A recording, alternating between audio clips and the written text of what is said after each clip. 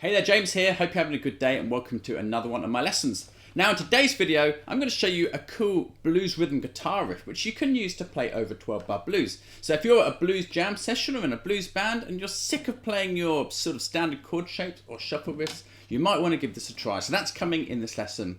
Now remember to subscribe to my channel so you catch all my future lessons. And also if you want the tab worksheet that goes with this lessons, you'll find a link to that underneath this video. So click that and you can grab the tab worksheet. So in this video, I'll show you how to play the riff. I'll show you how to play it through a 12-bar blues in G, and I'll also show you exactly what to do to play it over 12-bar blues in any key, and I'm going to make it really simple to do this. So before we go any further, let's have a listen to what the riff sounds like played over 12-bar blues in the key of G.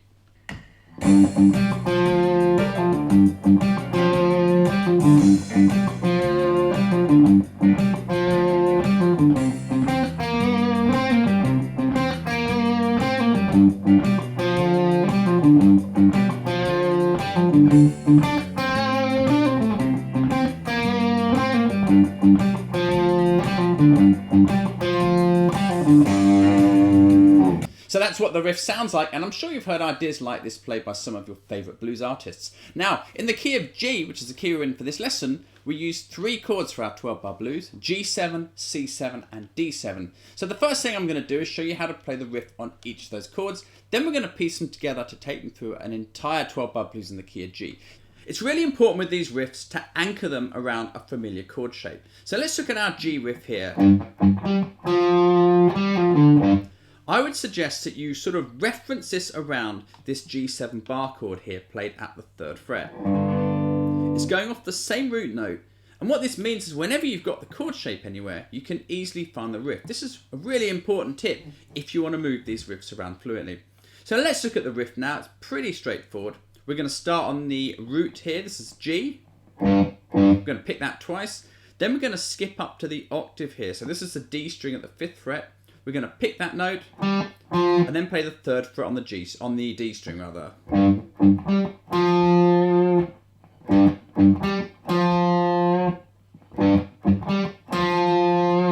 Next we're going to play the D string at the 5th fret again. I'm going to pick that note and pull back off to my first finger on the D string at the 3rd fret, and then play the 5th fret on the A string.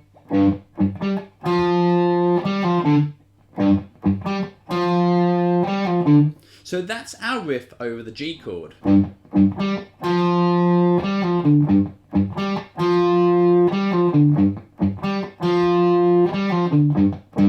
What's really cool about this riff is it's exactly the same when we move on to the A string. This is what we're going to do for the C7 and the D7 chords, so let's check out how to do that next. To play it on an A string root, I suggest referencing it around like this A-shaped 7-bar chord here, in this case C7. Same thing, when you move the chord around you can easily find your riff.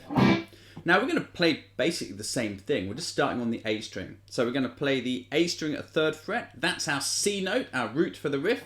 We're going to pick that twice, up to 5 to 3 on the G. Pick 5 again, pull off to your first finger at 3 on the G, and go to 5 on the D.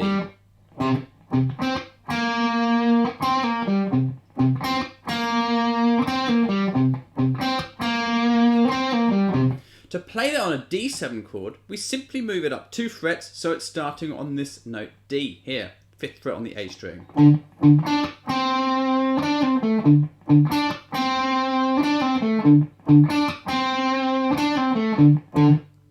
So that gives us everything we need now to take this riff through a 12-bar blues in the key of G. So we've got 3 riffs. We've got our G7 riff, we've got our C7 riff, and we've got our D7 riff.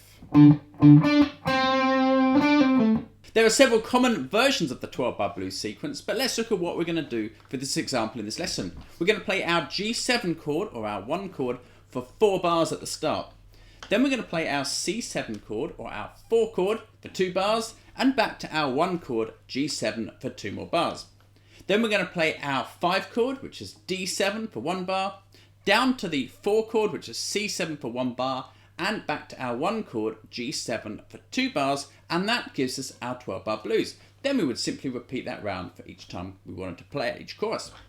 So if I join those riffs together now, That'll make sense of how these riffs fit together and give us our 12 bar in G. So let's have a listen to what that sounds like. So 4 bars of G. 2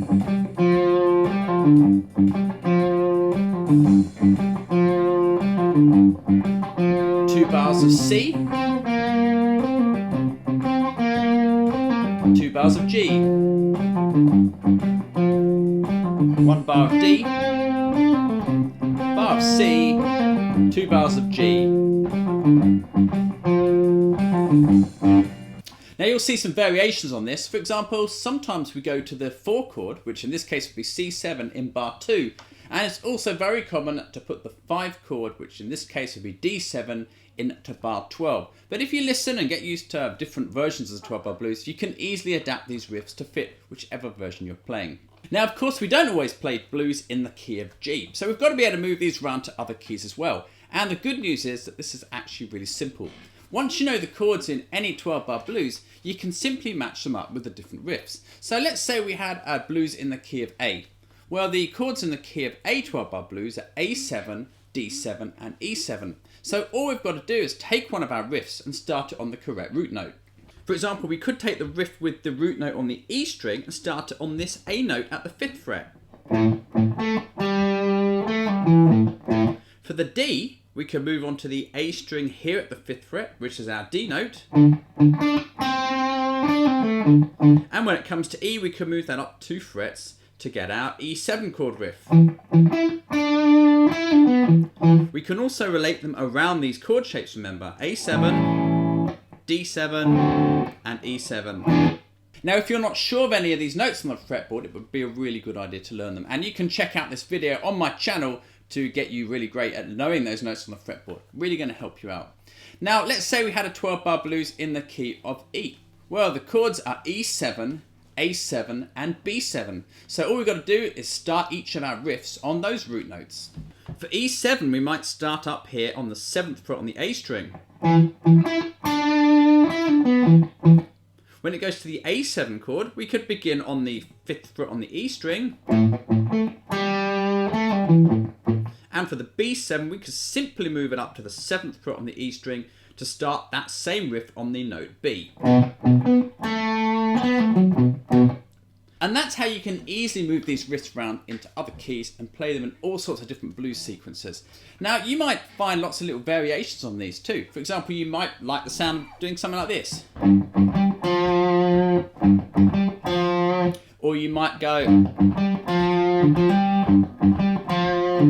You know, you can take this basic idea and twist it around and adapt it into all sorts of new riffs of your own using the basic framework of what I've showed you in this lesson. And I would definitely encourage you to do that because there's some different ideas in there which sound really cool as well as the one I've shown you.